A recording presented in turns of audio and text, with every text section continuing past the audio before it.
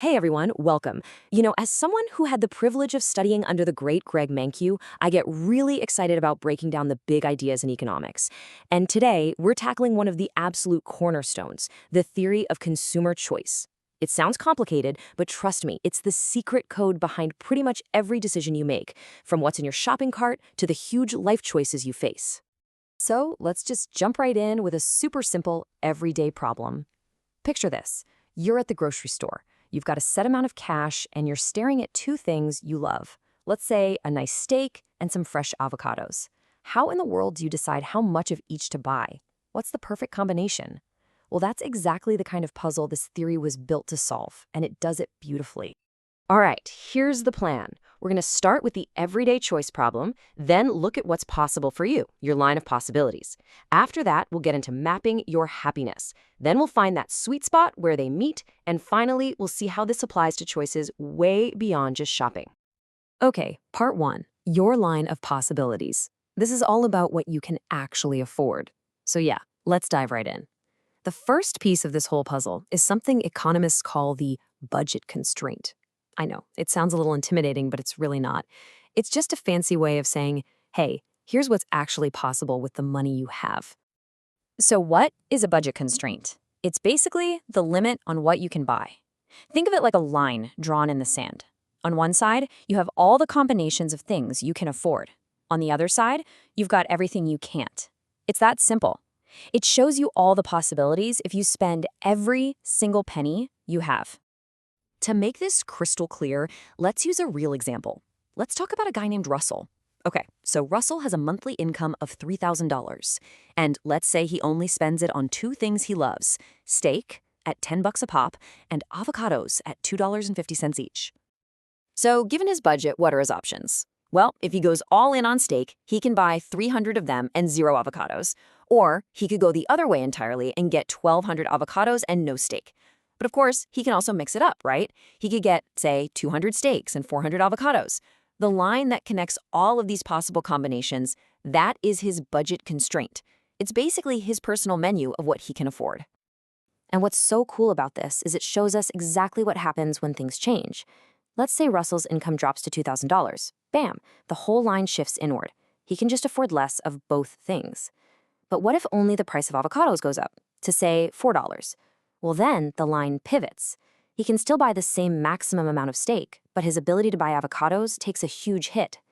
It's a really elegant way to see how our choices shrink and expand. Okay, part two, mapping your happiness. This is all about what you actually want. So now we're going to shift gears and talk about the second, and I think more interesting piece of the puzzle, your preferences. This has nothing to do with money. This is purely about what makes you happy. So how do economists map something as fuzzy as desire? Well, they use this really clever tool called an indifference curve. The best way to think about it is like a contour map for your happiness. You know how on a topographic map, every point on a line is at the same elevation? Well, here, every point, every combination of steak and avocados on this curve gives you the exact same level of satisfaction. You'd be just as happy with any of them. You're indifferent. Now, these happiness maps have a couple of really important properties that are just super intuitive when you think about it. First, higher curves are better. I mean, who wouldn't want more stuff, right? More is better. And second, the curves are bowed inward. This is the really cool part. It shows that people are more willing to trade away something they have a lot of. So if you're drowning in avocados but only have one steak, you'd probably give up a whole bunch of avocados just to get one more steak.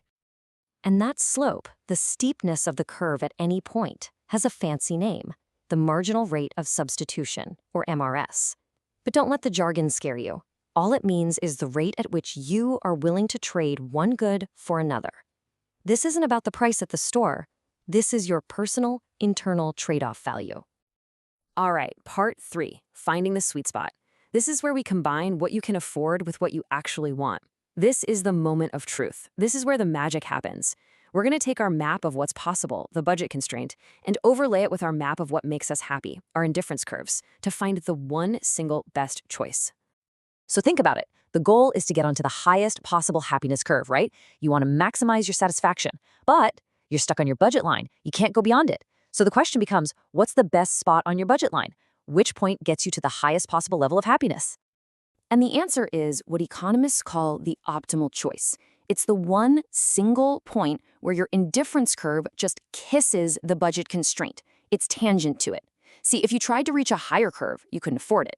And any other point on your budget line would be on a lower happiness curve. So this one point, this is the sweet spot. It's the best you can possibly do. And here is the beautiful, powerful insight. At that sweet spot, the slope of your happiness curve, your personal trade-off value, the MRS, is exactly equal to the slope of the budget line, which is just the price ratio from the market. In other words, the rate at which you're willing to trade steak for avocados perfectly matches the rate at which the market lets you trade them. It's this perfect equilibrium between your desires and market reality. Okay, part 4, choices beyond shopping. We're going to apply this theory to life, because believe me, this framework is so much bigger than just steak and avocados. It's a powerful lens for understanding some of the most fundamental decisions we make in our lives. For instance, let's take a look at the classic trade-off between work and leisure. We all face this, right? If you work more, what's the benefit? Well, you get more income, which means you can buy more stuff. And what's the cost? You have less free time, less leisure.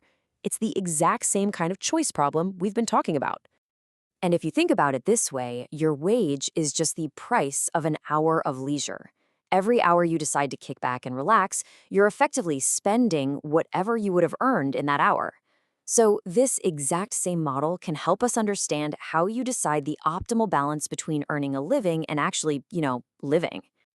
All right, so let's pull all of this together. Here are your key takeaways, a quick summary of how we make these smart choices. It really all comes down to a simple 3-step logic, whether you're consciously thinking about it or not. Step 1, your budget constraint shows you what's possible. Step 2, your indifference curves map out what you actually prefer. And step 3, your best, your optimal choice, is right where those two things meet.